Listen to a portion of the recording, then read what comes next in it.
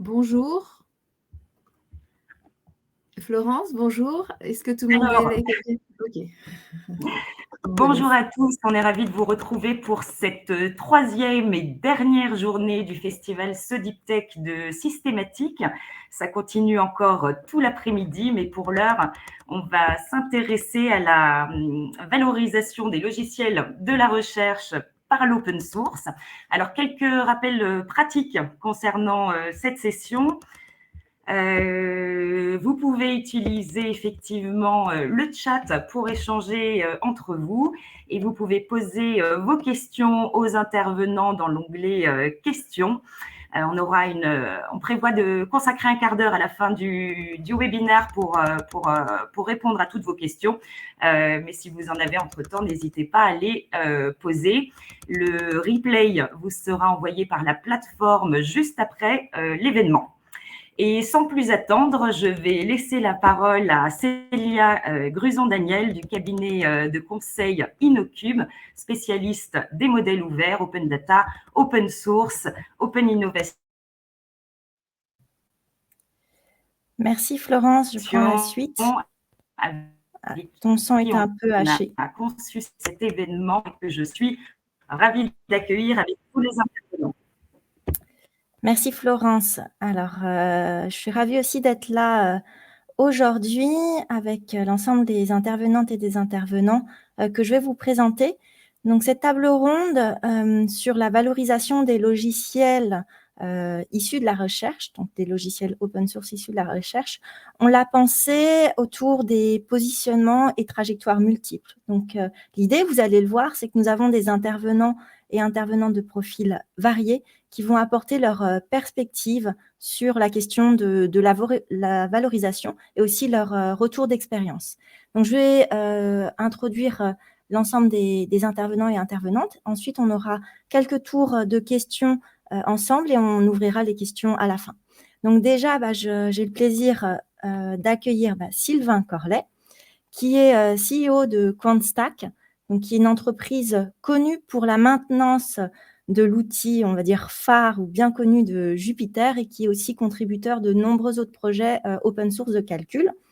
Et Sylvain, tu es aussi actif en tant que membre du comité de direction de NumFocus, donc qui fait une mutualisation de projets de calcul open source. Et tu es aussi organisateur de JupyterCon qui a eu lieu il y a pas longtemps, je crois, à la Cité des Sciences.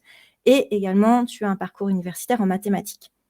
Ensuite, nous avons Camille Maumet, qui est chercheuse en neuroinformatique dans l'équipe EMPAN, je ne sais pas si je le prononce bien, donc entre l'INRIA, l'Université de Rennes, CNRS et INSERM. Et également, tu es membre du collège du Comité pour la science ouverte, le collège Code Source et Logiciels. Donc, tu connais bien les enjeux de l'open source dans la recherche. Ensuite, nous avons Jeanne Robineau, qui est chargée de valorisation de la recherche à l'IRD, l'Institut de recherche pour le développement.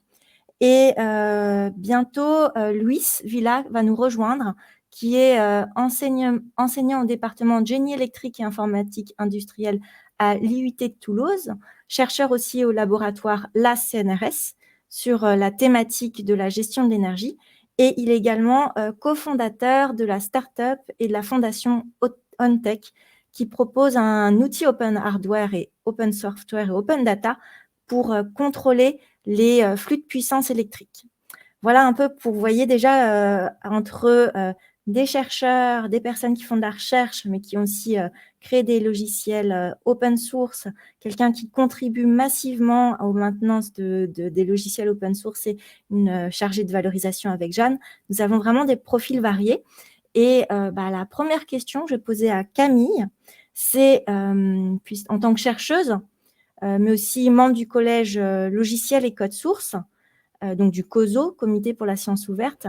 Est-ce que tu peux un peu nous décrire la place des logiciels libres dans la recherche aujourd'hui, les évolutions aussi que tu as pu voir ces dernières années, et aujourd'hui, une question, pourquoi un chercheur ou une chercheuse choisit de développer en open source? Merci beaucoup Célia et bonjour à toutes et à tous. Je suis vraiment très heureuse d'être ici aujourd'hui. Et donc, en fait, moi, je suis arrivée à la question de l'open source via la science ouverte. Et pourquoi la science ouverte? Finalement, il y a une dizaine d'années environ, on a vu un questionnement dans les communautés scientifiques, dans la mienne, donc qui est la neuroinformatique, je l'ai mentionné, mais pas uniquement, qu'on a appelé la crise de reproductibilité. C'est-à-dire qu'on s'est rendu compte qu'on avait une difficulté à reproduire des résultats qui avaient été montrés précédemment dans la littérature scientifique. Et évidemment, c'est problématique puisque, en tant que chercheur scientifique en général, notre métier, c'est de construire de la connaissance à partir des connaissances existantes. Et si on ne peut pas s'appuyer sur la littérature, ça nous pose problème. Et en fait, cette crise de reproductibilité, elle a mis en exergue un certain nombre de problèmes, mais c'est vraiment différentes facettes. Finalement, quand on n'a pas de reproductibilité, ça peut être tout simplement parce qu'on n'a pas bien compris, en fait, en lisant l'article scientifique, qu'est-ce qui avait été fait exactement dans cet article. Et ici, l'open source va pouvoir être une solution parce que finalement, dans les domaines tels que le mien, où on va analyser des données, produire une trace du logiciel qui a été utilisé, du code qui a été utilisé pour faire cette analyse, finalement, c'est la description la plus fine de ce qui a été fait dans l'étude. Donc ça, c'est une première approche. Mais au-delà de ça, finalement, avoir accès au code source des logiciels dans une logique de science ouverte, c'est la possibilité de poser des questions qui vont beaucoup plus loin. Quand je fais une expérience de recherche, je la fais dans des conditions qui sont très définies. Je vais avoir un certain nombre de participants qui est forcément fini. Je vais travailler, donc dans mon cas, je fais de la neuroimagerie avec un matériel IRM qui est spécifique. Et de la même façon, la façon dont je vais analyser mes données va être spécifique. Si je partage mon code source, ça veut dire que demain, quelqu'un qui travaillerait avec d'autres données va pouvoir le réutiliser et tester si mon hypothèse de recherche se vérifie dans ces données. Ou si mon hypothèse de recherche légèrement modifiée en fonction de leur expertise va permettre d'obtenir les mêmes résultats ou non. Et ça va vraiment nous informer sur le processus de recherche scientifique. J'ai vu, tu me posais la question de l'évolution ces dernières années. Je pense que la science ouverte prend de plus en plus de place dans les communautés scientifiques. Il y a une prise de conscience, mais pas uniquement dans les communautés scientifiques. Tu mentionnais le plan national de la science ouverte et en particulier sa deuxième édition où on trouve finalement le logiciel comme ayant une place à part entière.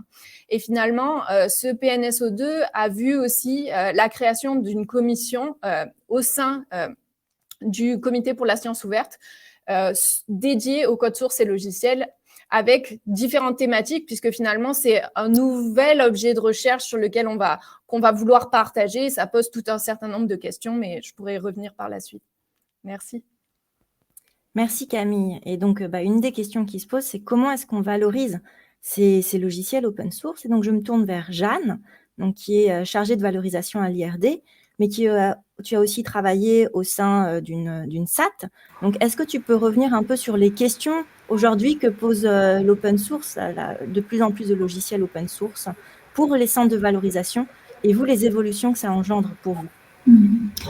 Bonjour à tous, merci Célia. Comme l'a dit Camille, en effet, les logiciels open source sont vraiment maintenant au cœur de la recherche pour des questions de reproductibilité.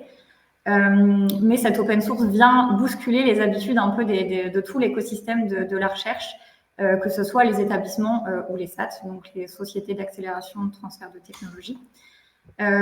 Ces évolutions, elles ont eu lieu, mais elles sont encore en cours. Il y a encore beaucoup de travail à faire pour les services de Valo. Et ce pour plusieurs raisons. Déjà parce que ça change un peu la structuration de nos services dans la façon même de valoriser en fait. On a été habitué à faire de la valorisation dans un sens purement économique pendant des années, à déposer des titres de propriété intellectuelle, à licencier avec des modèles 100% propriétaires. Et là, l'open source nous pousse un peu à sortir de ce sentier-là et à s'ouvrir à des mécanismes nouveaux et surtout à réfléchir à ces nouveaux mécanismes. Donc l'IRD, nous, on est sorti il y a maintenant quelques années un peu du tout brevet et on tend vers le libre. C'est un peu dans notre ADN. On a beaucoup de chercheurs avec lesquels j'ai l'occasion de travailler qui sont très sensibles à ces questions-là. Notamment pour la reproductibilité et de l'accessibilité au Sud, qui est une des missions principales de l'IRD. Donc ça, c'est un premier point, mais ça signifie aussi un peu changer les critères d'évaluation, entre guillemets, de nos services, parce que les services de valorisation, les SAT, on est souvent évalué en quelque sorte sur les revenus qui sont générés par la valorisation ou les titres de pays qui sont déposés. Et cette évaluation, elle doit évoluer et se tourner vers des critères qui sont peut-être un peu plus difficilement quantifiables, comme par exemple la communauté qui est générée autour, les collaborations, l'impact que ce logiciel en open source peut avoir sur la société, et non donc plus uniquement, même si ça peut encore arriver, sur des revenus qui sont purement financiers de licensing. Et une autre évolution qui est quand même importante, c'est celle aussi du profil de chargé de valorisation et des outils de travail qu'on utilise tous les jours. Donc la formation est nécessaire. Aujourd'hui, il nous est impossible d'ignorer l'open source et l'open science dans la valorisation. Pour autant, ça demande du temps d'être formé, ça demande de l'argent, d'autant plus face à un domaine qui est quand même encore un peu mouvant et où la réflexion est encore en cours. C'est un domaine qui n'est pas bien enseigné dans les masters aussi, par exemple en droit. On survole un peu la question, en fait, on nous explique largement ce qu'est l'open source et l'open science, mais on ne nous donne pas les outils et les techniques de valorisation, de compréhension des différentes licences, de compatibilité, toutes ces questions qui nous, chargés de valorisation, viennent se poser à nous lorsqu'un chercheur nous contacte. Donc voilà, ça entraîne quand même beaucoup d'évolutions pour les services. Je parle de l'IRD, mais je présume aussi que c'est un peu le cas dans les autres établissements et dans les SAT. Donc voilà, ça demande du temps, mais tout est en cours et on essaye vraiment d'avancer sur ces questions-là et de répondre au mieux aux équipes de recherche. Merci Jeanne pour ce premier retour d'expérience. On pourra recreuser certains points sur la propriété intellectuelle des communautés un peu plus tard. Mais désormais, j'aimerais bien entendre Louise qui nous a rejoint. Louise, j'espère que tu nous entends bien. Donc, plus pour nous donner ton avis, toi, ton retour d'expérience en tant qu'enseignant et chercheur, et qui a aussi finalement sauté le pas de créer un logiciel open source et d'aller vers sa valorisation. Avec aussi une fondation que tu as mis en place. Est-ce que tu peux nous partager ton expérience un peu de la création de ce projet Open Hardware, Open Software et Open Data, sa structuration, et quelles sont un peu les différentes étapes que tu as pu rencontrer et un peu des difficultés et leviers pour ce projet, mais aussi pour ta carrière académique. On pourra revenir, mais en quelques mots pour lancer les échanges. Bien sûr. Déjà, mes excuses pour être arrivé un peu en retard. Moi, je suis Louise Villa. Donc, j'enseigne dans l'électronique des puissances, dans tout ce qui est gestion de l'énergie. Et je fais ma recherche là-dessus aussi. Je me dédie au projet ONTEC, OWN et TECH. C'est un projet où on cherche à démocratiser l'accès à une technologie clé de la transition écologique. Donc, on essaye de rendre disponible un dispositif qui aujourd'hui est très compliqué, très complexe, très difficile à mettre en œuvre, à développer, très coûteux. Et du coup, mon retour d'expérience, c'est curieux parce que on a été quand même épaulé par CNRS Innovation, par les CNRS dans les processus. Et une grosse partie du travail, ça a été de se poser la question de comment est-ce qu'on valorise ces trucs-là, comment est-ce qu'on met en place un moyen de trouver un flux de revenus qui soit compatible avec du open source hardware. Parce qu'en plus, c'est l'effet de faire d'open source hardware, c'est qu'on n'a pas de brevet, on met tous nos plans, tout ce qu'on fabrique, tout ce qui est nécessaire pour la fabrication du dispositif physique est disponible en ligne. Donc, ça fait pas mal de challenges vis-à-vis de la valorisation parce que les gens, ils n'ont pas l'habitude, ils ne savent pas par quel bout prendre les problèmes. Du coup, une partie du travail, ça a été de chercher la littérature là-dessus, carrément. On a vu 2 thèses de chercheuses en sciences sociales qui ont travaillé sur cette question. Quels sont les obstacles à l'adoption de l'open source hardware aux entreprises, ou l'open source tout court aux entreprises, et quels sont les business models d'open hardware.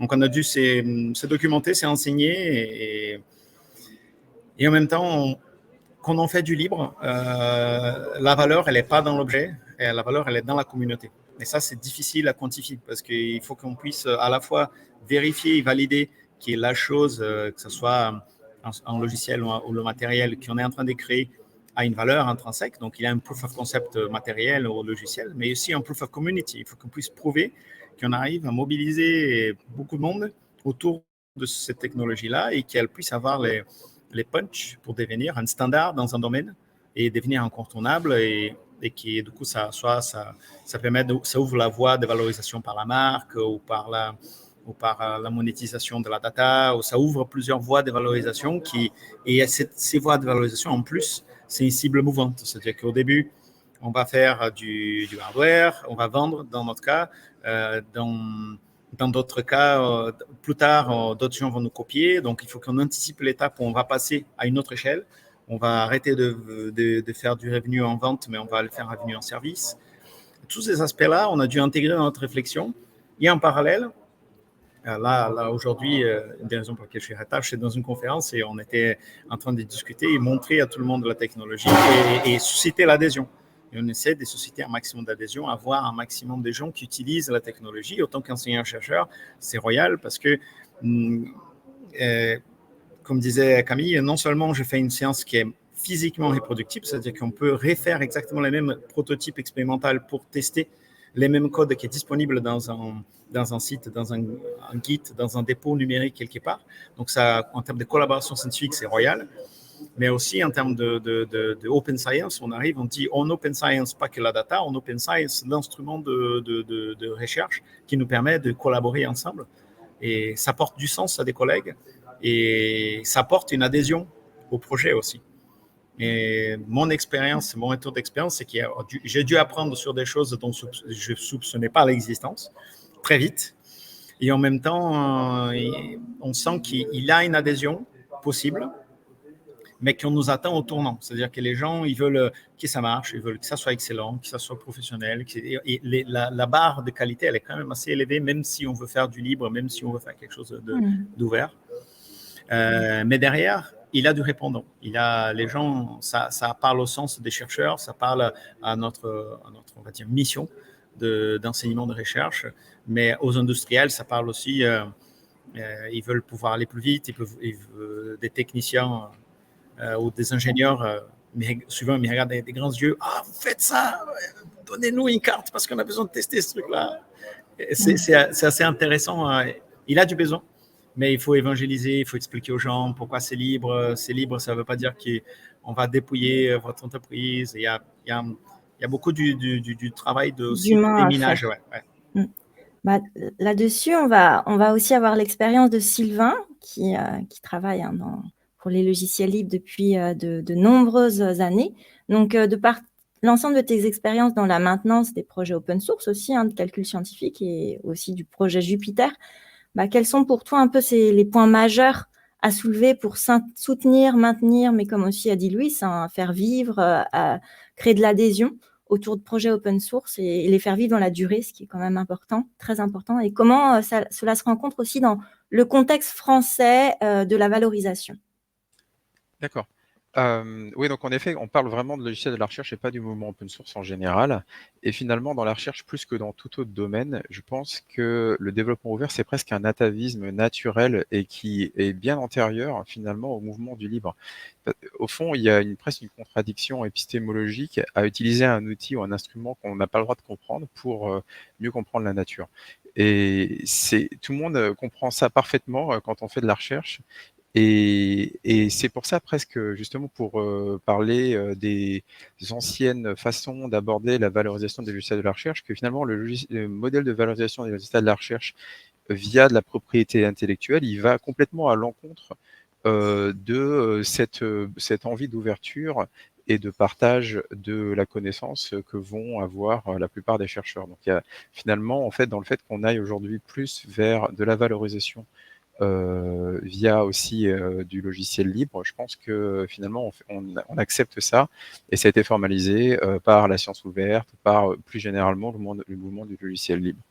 Seulement, en fait, si on peut demander à des ingénieurs de recherche d'écrire du logiciel libre correspondant à leur cœur de métier, alors quand le logiciel devient de plus en plus sophistiqué, finalement, il faut reconnaître que les ingénieurs de recherche, on sort un petit peu de leur cœur de métier et qu'il y a un besoin de professionnalisation du développement.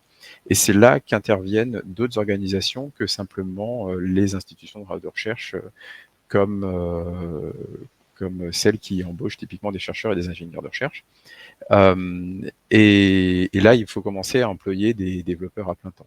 Dans mon cas, par exemple, je travaille sur 2 projets très populaires. Il y en a un qui s'appelle Jupiter, donc vous connaissez tous sans doute, toutes les personnes qui sont connectées à ce webinaire connaissent, et un autre qui est Condaforge, qui est une distribution pour du package management, une distribution de paquets pour le calcul scientifique. Et dans les 2 cas, en fait, contribuer aujourd'hui à ces logiciels et à ces projets demande beaucoup plus de compétences et un coût d'entrée beaucoup plus haut qu'il y a une dizaine d'années, quand moi-même j'ai commencé à travailler sur ces projets. Et donc ça devient presque mission impossible pour un contributeur occasionnel de faire une contribution significative. Donc finalement, en tant que donc aujourd'hui j'ai 2 casquettes et je participe j'aide à la soutenabilité de logiciels libres via 2 modèles. D'abord, je suis le président d'une société qui s'appelle QuantStack, qui est une société de services qui fournit du support commercial et des services de développement autour des logiciels de cet écosystème, donc de Jupiter, Condaforge et bien d'autres.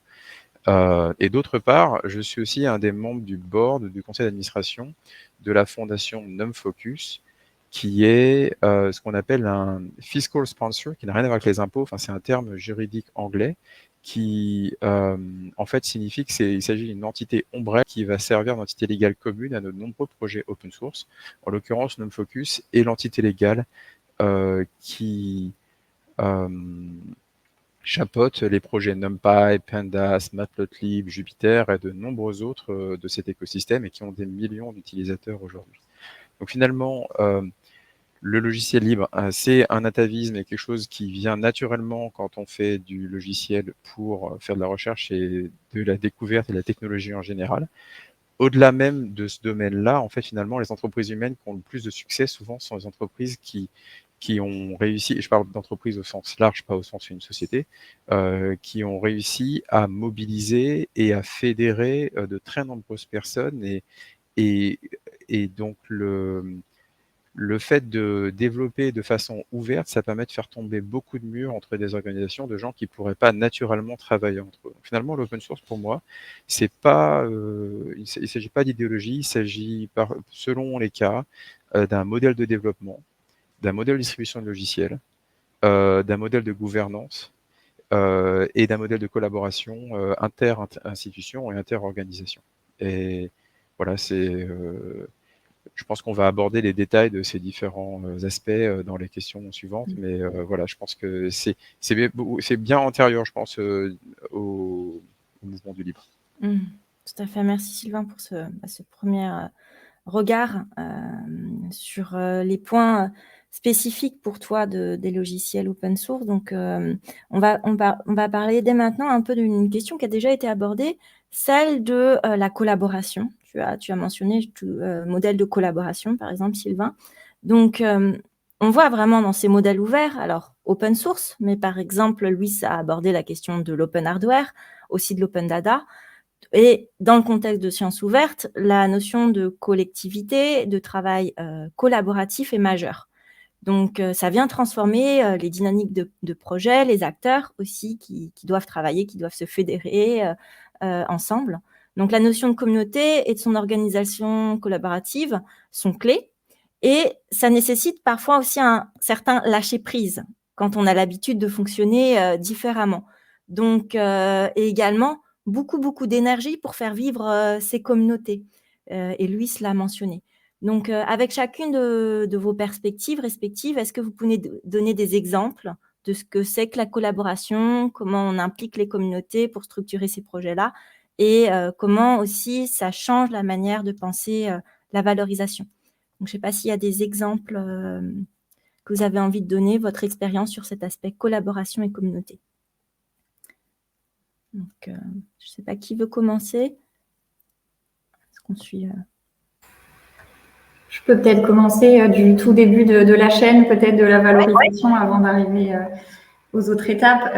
Effectivement, comme je le disais tout à l'heure et comme on l'a compris aussi avec les autres interventions, ça implique beaucoup de choses pour la valorisation et notamment de revoir un peu cette valorisation bilatérale qu'on pouvait avoir avant, parce que ou collaborative, la collaboration, on sait faire, mais là, on passe un peu à une autre échelle quand même.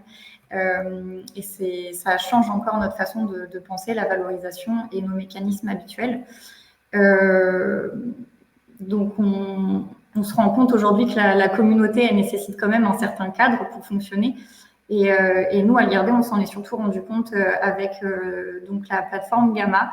Vous connaissez peut-être cet outil. C'est une plateforme qui a été développée en partie par des chercheurs à l'IRD dans l'UMI UMISCO, qui a pour objectif la construction et l'exploration de modèles à base d'agents. Aujourd'hui, cet outil, il génère quand même une large communauté, notamment au sud, avec quand même un noyau dur de développeurs initiaux. Or, on se rend compte que ces développeurs ces chercheurs qui sont là depuis le début, ils sont pas éternels.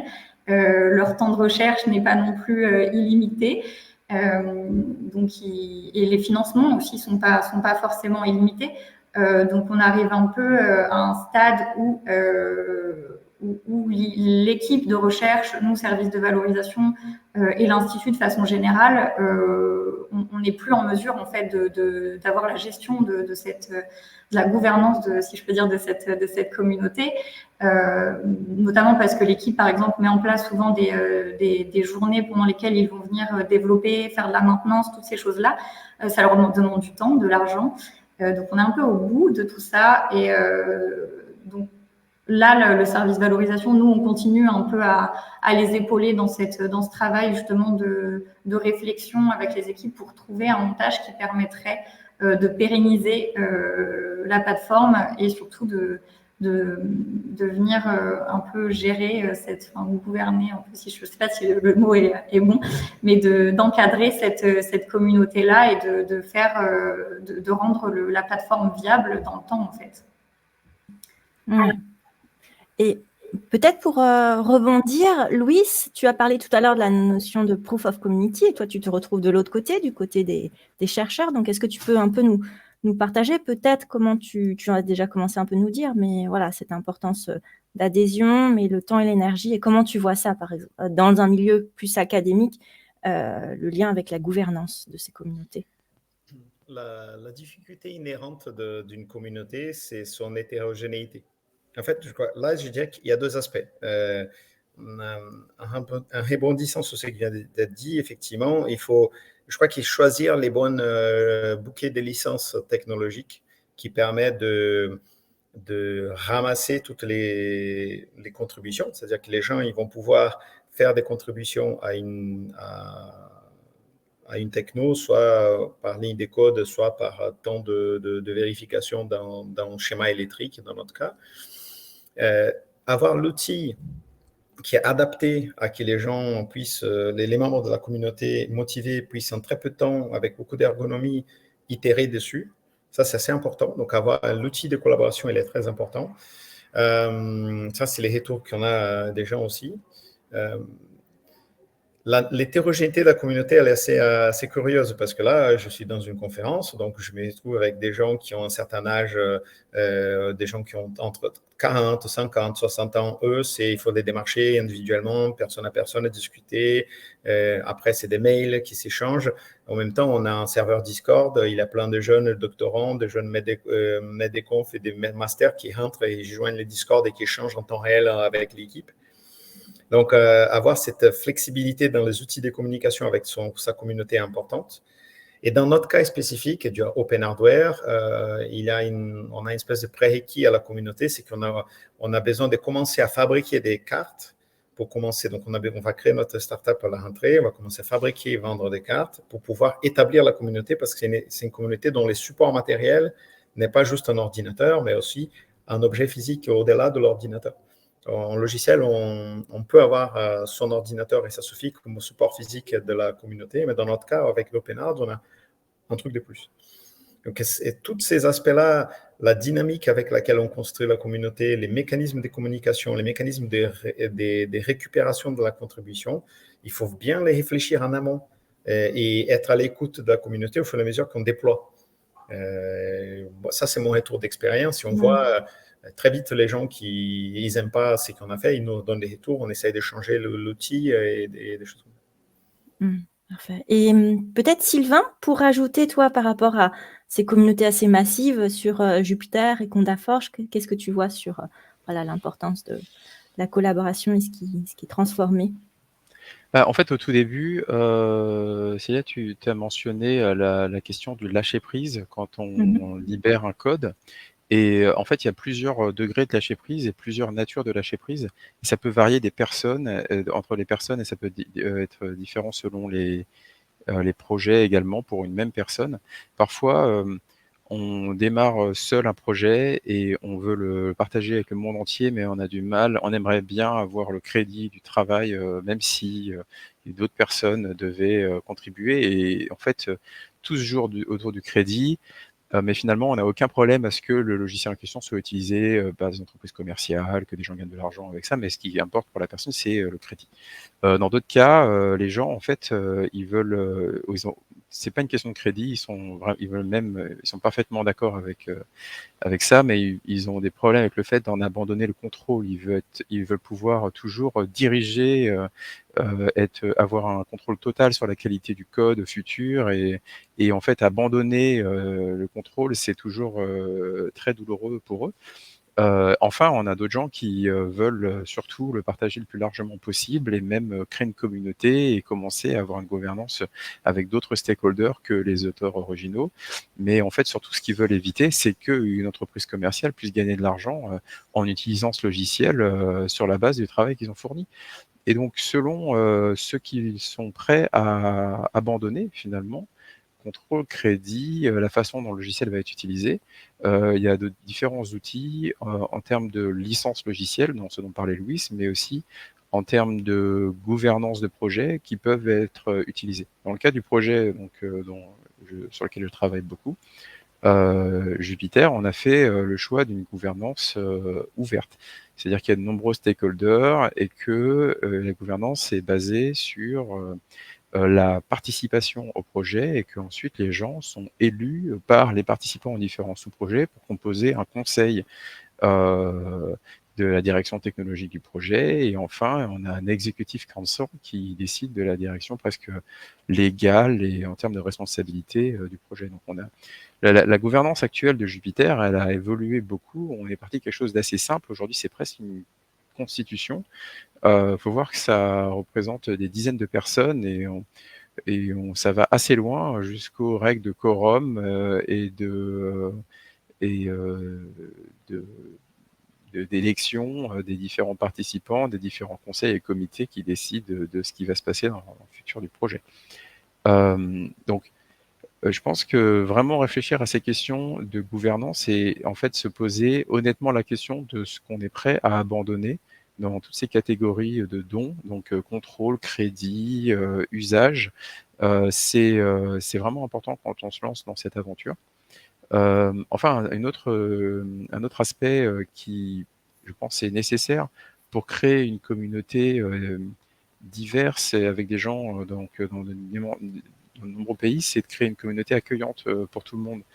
Dans le milieu anglo-saxon, la façon dont c'est fait, donc c'est d'ailleurs un critère pour être affilié à NumFocus, c'est d'avoir un code de conduite, et d'avoir un ton de communication positif sur les différentes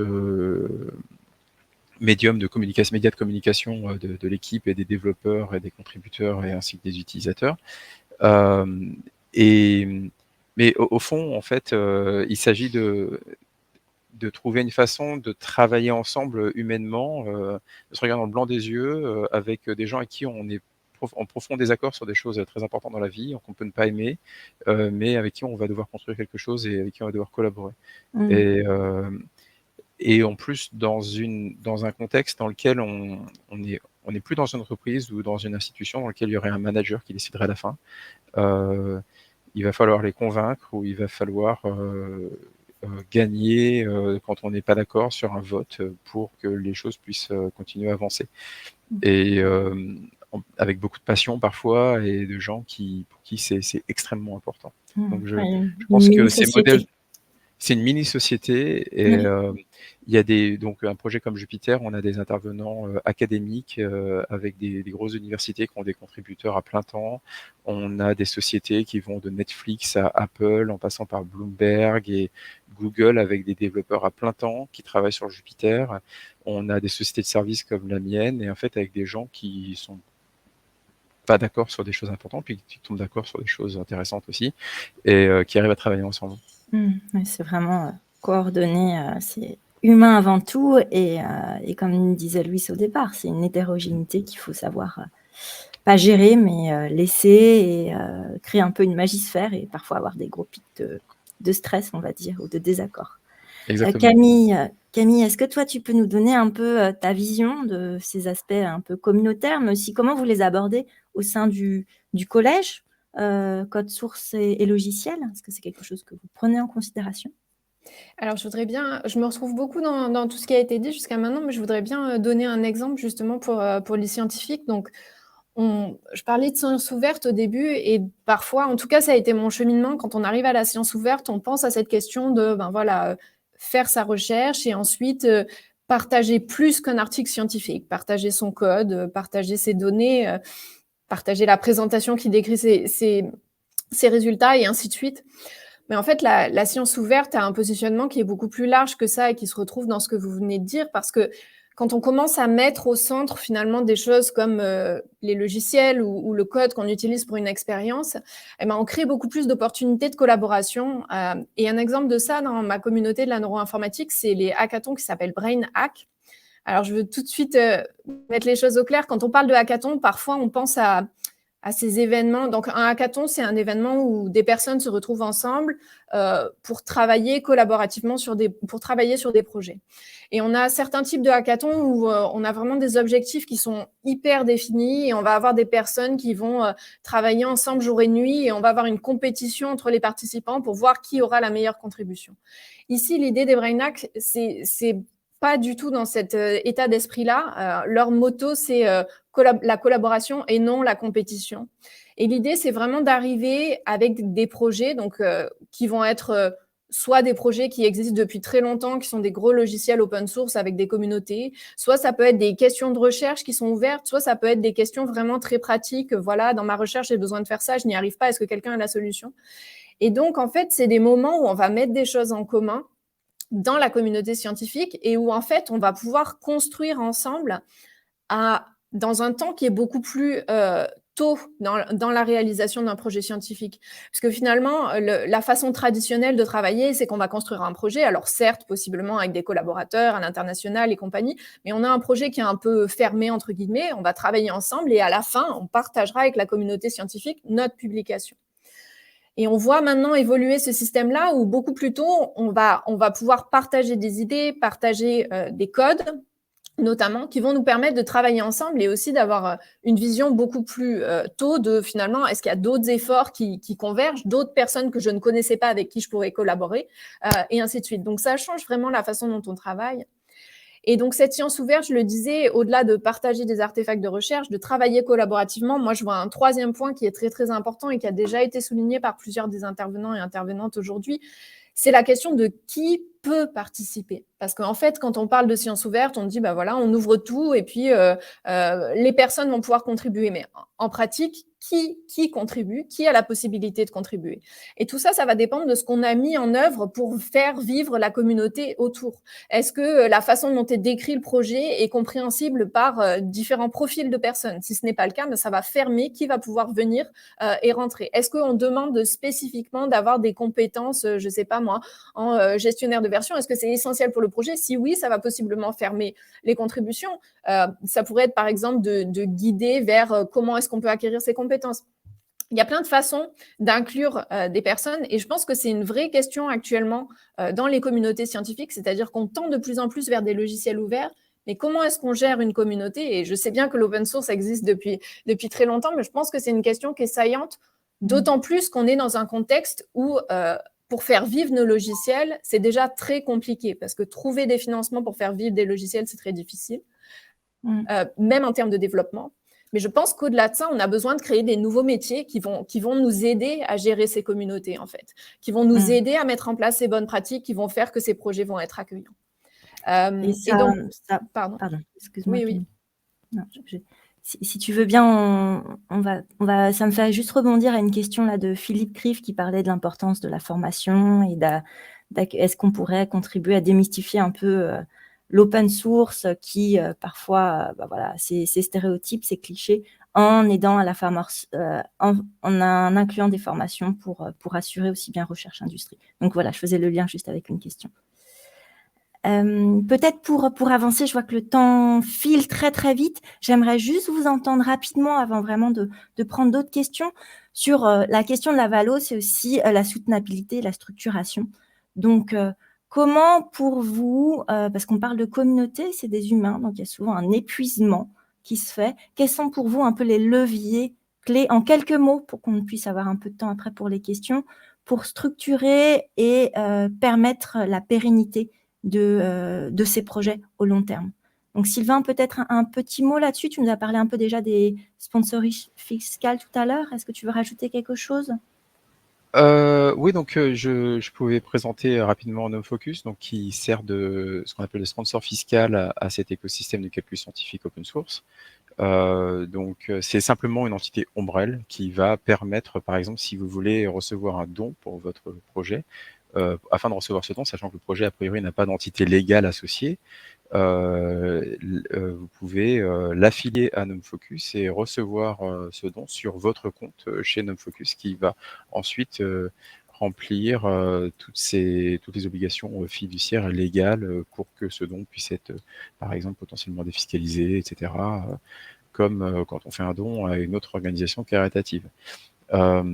Et donc voilà, NumFocus fournit des services financiers, comptables, juridiques et d'aide à la demande de financement et accès à des financements aussi qui sont via la mutualisation de certaines ressources. Et on a un assez faible overhead, donc c'est-à-dire si vous donnez 100 à NumFocus pour un projet, dirigé vers un projet, 90 va directement à ce projet et que seulement 10% de ce don est en fait pris pour financer les opérations internes de NumFocus, ce qui est beaucoup plus faible que ce que vous avez dans les universités actuellement, où l'overhead va de 50 à 150% selon les cas. Donc ça, c'est un modèle. Ensuite, finalement,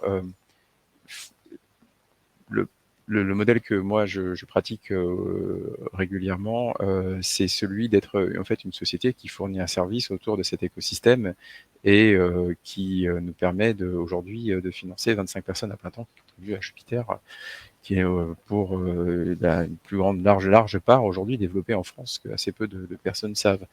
Et donc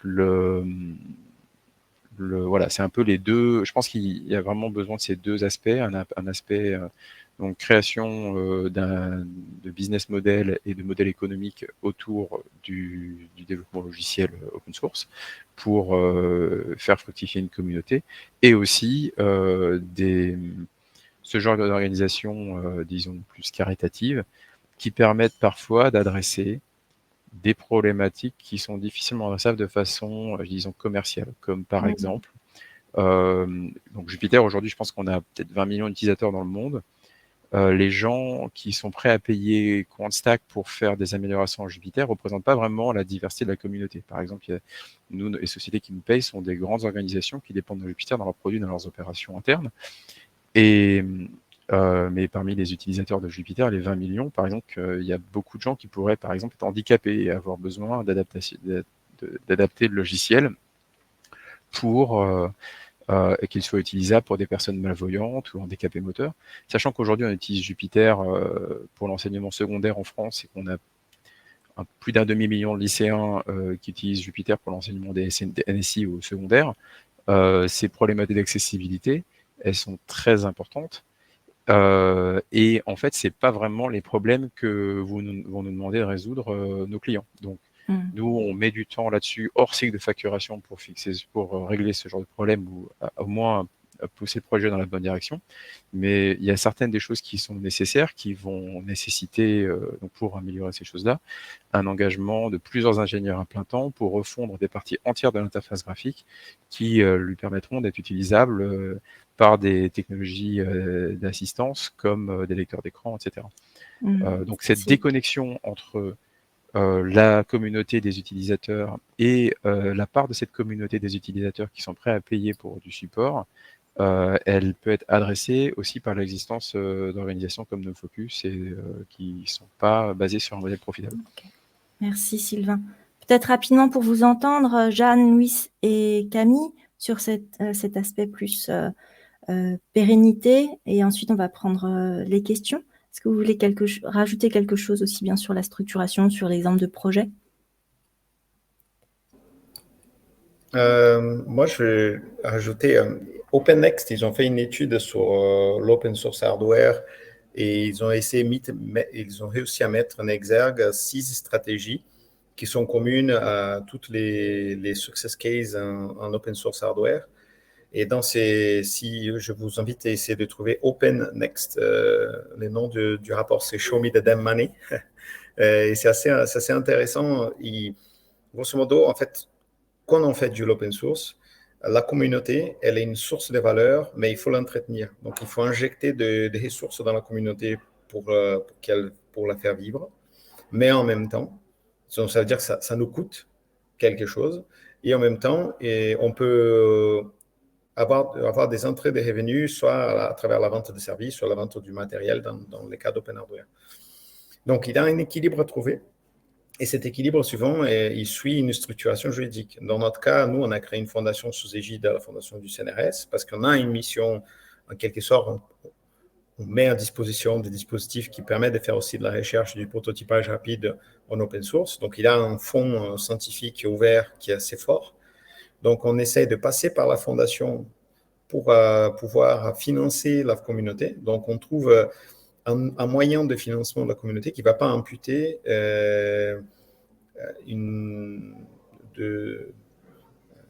des coûts à la structure qui, elle, va fabriquer des cartes.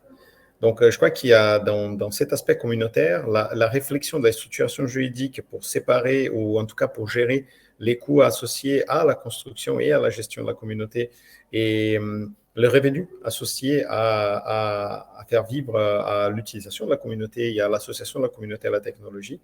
Il faut réfléchir cette stratégie-là bien en amont. Parce qu'à la fin, je réitère ce que j'ai dit au début, dans l'open source, la valeur, elle est dans la communauté. Pas que normalement, quand on valorise en recherche, on va valoriser une molécule, on va valoriser quelque chose. Et là, ce n'est pas quelque chose qui détient la valeur, en tout cas pas toute la valeur. La valeur, elle est dans la communauté. Ça, par rapport à ça, Jeanne, je sais qu'on en avait un peu discuté. Comment vous faites au niveau de la valo pour prendre en considération voilà, la communauté? Juste pour peut-être donner un exemple. Au niveau de la communauté, on a actuellement en réalité le projet Gamma qui nous pose toujours cette question-là. Comment on la prend en considération à l'heure actuelle? Et ben on essaye en fait de se structurer autour et de répondre à ces nouvelles problématiques pour nous. Et c'est un peu ce que Louis a dit plus tôt. En fait, il faut anticiper les évolutions et notamment l'évolution de la communauté qui se fait petit à petit. Et là, c'est aussi quelque chose qu'il faut, nous, qu'on apprenne à faire et à gérer. Donc là, c'est très intéressant pour moi d'entendre Louis, Sylvain en parler de leurs solutions. Et ça va être très intéressant pour nous aussi pour avancer. Voilà. Et Camille, est-ce que toi, tu as un point sur cette idée de valorisation? Avant, on va prendre les questions ensuite dans le temps qui reste, sur ce qui a été dit, sur structuration. Moi, j'ai peut-être... pardon. Non, vas-y. Peut-être un petit exemple pour illustrer. Moi, je pense que la question de la gouvernance, elle est vraiment très saillante parce que c'est ce qui va permettre d'empêcher un essoufflement, mais aussi de permettre à différentes personnes de pouvoir entrer et finalement dans le processus décisionnel de comment le logiciel ou la ressource qu'on développe va avancer. L'exemple que je voulais proposer, c'est celui de BIDS pour donc Brain Imaging Data Structure. C'est un effort dans ma communauté qui vise à développer des modèles pour représenter les données. Au début, c'était parti d'un cas qui était assez spécifique, des données d'imagerie fonctionnelle telles qu'elles sortent de l'IRM, arriver à les représenter avec assez de détails pour qu'on puisse les réutiliser. C'est très lié au problème de la question de partage de données, parce que finalement, si je partage des données mais que je n'ai pas les informations qui vont avec pour que je puisse les analyser, ben, ce n'est pas très utile en fait. Donc il y avait cet effort-là qui a été dès le départ très collaboratif, mais au début un point à point entre différents laboratoires, qui petit à petit a grossi. Et donc on était parti de l'IRM, c'est étendu à l'EEG intracrânienne, à différents types d'imagerie, et qui aujourd'hui arrive à une structure de gouvernance qui a beaucoup évolué. Donc on avait au début tous ces petits groupes, et puis aujourd'hui on a finalement un processus un peu formel d'extension du standard. Ou de la structure de données, où on va avoir un certain nombre de personnes qui vont pouvoir être responsables d'une thématique qui les intéresse.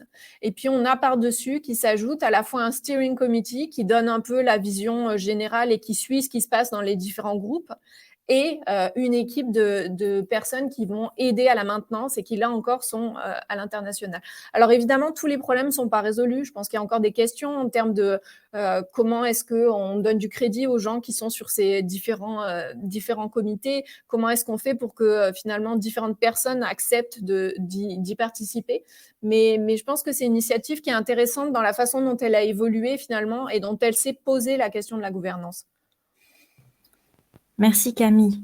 On va prendre un merci à tous les participants et participantes. Il y a pas mal de commentaires ou de questions. Donc, on a une question sur… on a beaucoup parlé de communauté au final dans cette question de la valorisation.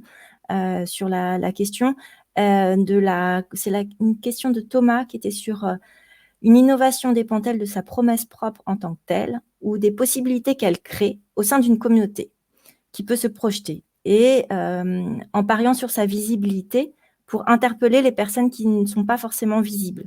Donc, est-ce que c'est un accélérateur de visibilité pour vous? Donc, je ne sais pas si c'est clair ou Thomas de reformuler, mais j'ai l'impression que c'est le rôle de la communauté dans la visibilité et pour aussi aller chercher des personnes qui ne sont pas forcément visibles. Donc, ça rejoint peut-être la question du crédit. Est-ce que vous avez quelque chose à dire? Ou peut-être je vous lis les différentes questions et vous allez rebondir à celle qui vous parle le plus. Je pense que ça peut, comme il nous reste peu de temps. Il y avait une question aussi sur la formation de Philippe Criff, on l'a un peu abordé. Donc, pour démystifier un peu ces clichés associés à l'open source, est-ce qu'il faudrait plus de formation dès le départ à l'open source? Un autre point, c'était sur la question de la souveraineté. Donc, c'était plus un commentaire, le rôle majeur de l'open source sur la souveraineté. Et puis, après, on avait des commentaires sur les modèles économiques. Et j'essaye de voir s'il y a d'autres questions. Des questions plus pour Sylvain sur le lâcher-prise. Qu'est-ce que ça signifie? Et également sur l'organisation et la répartition des inputs. Donc, voilà, différentes questions. Je sais, vous faites votre choix, mais comme ça, il n'y aura pas de frustrés. Donc, je vous laisse peut-être prendre un des sujets et répondre. Camille, tu lèves la main, c'est ça?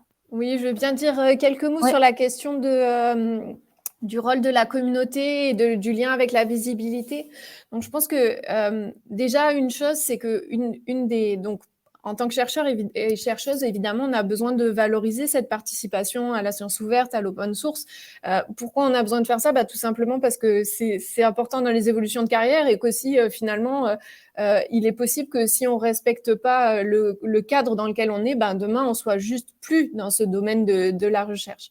Et donc, moi, j'ai habitude de dire quand même que la science ouverte, c'est un gros facteur qui amène de la visibilité aux scientifiques et à leurs travaux.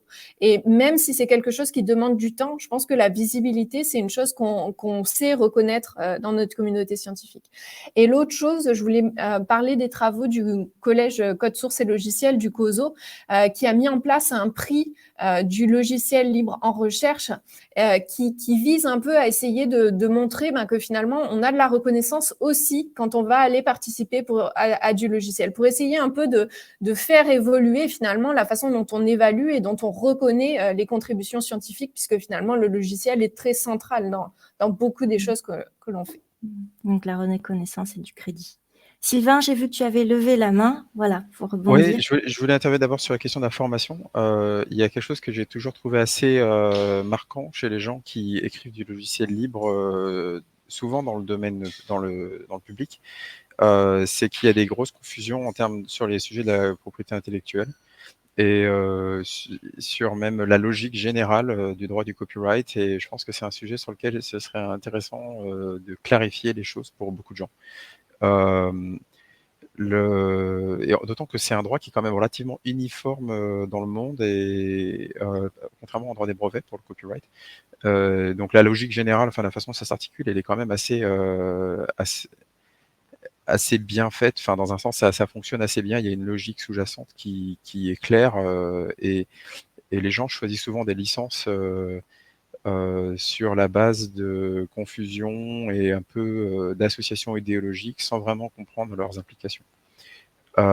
Ensuite, il y avait une remarque, je crois que c'était de Philippe Criff, sur le sérieux. L'association, l'idée que le logiciel open source souvent est associé à un manque de sérieux et peu de fiabilité sur beaucoup de projets sur lesquels, en fait, par exemple, nous on travaille, donc en l'occurrence Jupyter et Condaforge par exemple. Je pense qu'on a largement passé ce cap. Jupyter, c'est utilisé par l'ensemble des universités en France, les moteurs de recherche scientifique, la direction interministérielle du numérique. Aux États-Unis, les plus grandes plateformes de data science commerciales, Google Colab, Amazon SageMaker, sont basées sur Jupyter. Même chose pour Condaforge, on a des centaines de millions de paquets téléchargés par mois. Et justement, là, il y a une question d'aller-retour vis-à-vis des services de valorisation peut-être et autour de la souveraineté. C'est qu'aujourd'hui, on a un logiciel qui est utilisé par quasiment tout l'enseignement supérieur et la recherche, qui est utilisé dans le secondaire avec le projet Capital, par la direction interministérielle du numérique. La société qui le développe, elle est essentiellement basée en France, qui est nous, et on fait 100% de notre chiffre d'affaires à l'export. En fait, on a 0 commande publique, on n'en a jamais eu. Et donc, il y a d'ailleurs eu un rapport du président de l'INRIA, en fait une lettre écrite par le président de l'INRIA en 2020 en réponse au rapport de la Cour des comptes sur les conditions de la réussite de la transformation numérique de l'action publique, dans lequel il regrettait que les chercheurs français utilisent Colab et proposaient que l'ESR joue un rôle majeur dans l'émergence d'une offre française européenne via la commande publique. Et là où finalement, en fait, le logiciel dont il déplorait qu'il n'y ait pas de déploiement souverain, en fait, est développé en France. Et donc, ce qui ne savait probablement pas encore à l'époque. Voilà, donc je pense que finalement, et par rapport au côté donc open source égale IP, je pense que le monde anglo-saxon est vraiment déjà aussi passé, aller au-delà de cette idée. En France, on retrouve encore beaucoup cette idée dans nos conversations, même avec nos clients potentiels, nos prospects. Merci Sylvain. Comme il est déjà midi, j'aimerais bien juste entendre Jeanne et Louis, peut-être pour rebondir, pour conclure les échanges. Un petit mot de conclusion. Jeanne, pour dire peut-être du coup aussi en partie sur la réponse de Sylvain à la question de Monsieur Criff.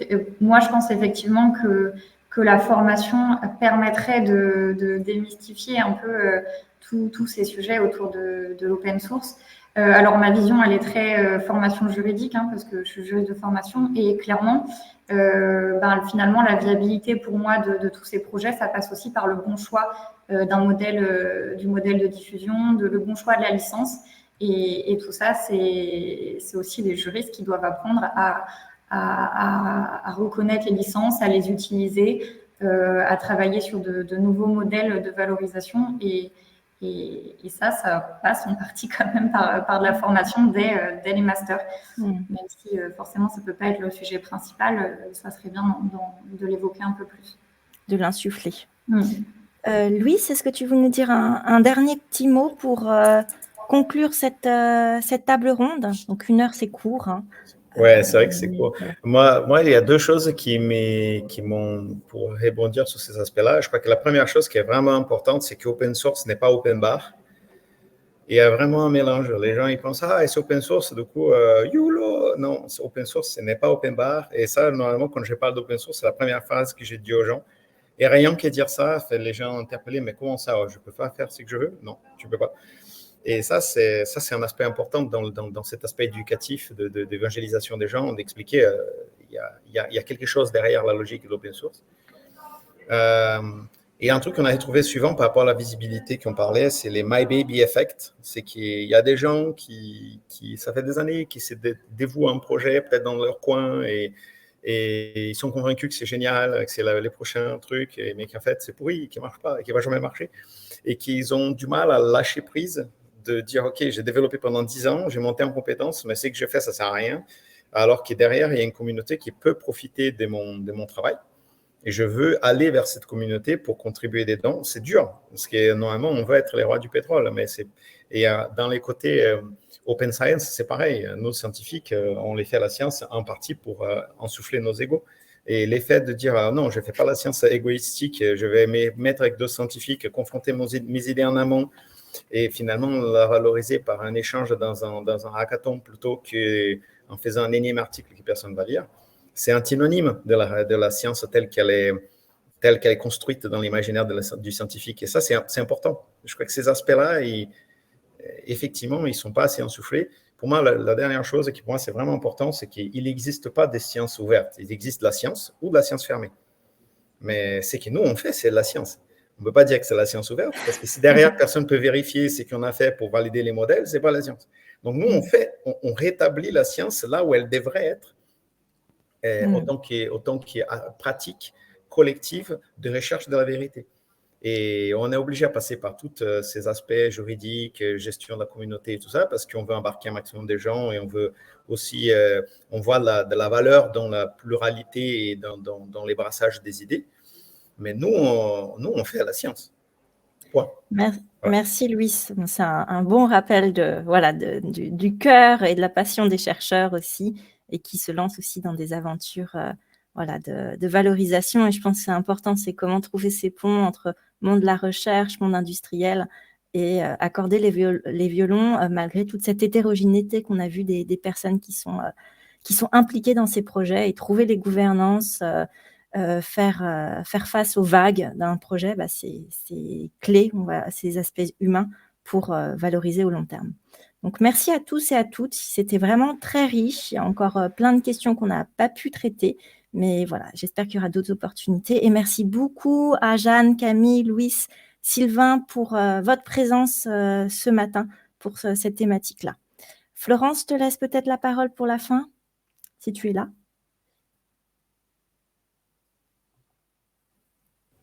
Et merci à toi, Célia, pour animer la table ronde. Ouais. C'était un plaisir.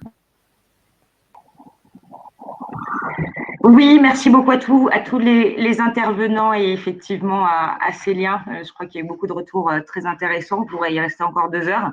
Ça sera peut-être l'occasion de refaire un autre webinaire une prochaine fois.